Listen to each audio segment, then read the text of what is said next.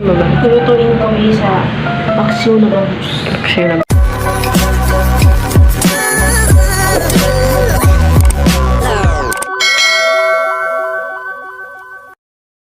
Ito ang ricotta. Ito mga ricotta, mga Ito ang pukat-pukat. talong.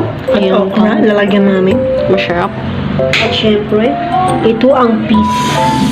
Main. May suka na yan. Fish. Binabaran ko para manunuot na ang lasa. Okay. So, panoorin nyo mga kapukat. Sige. Una, lagyan natin itong luya. Luya.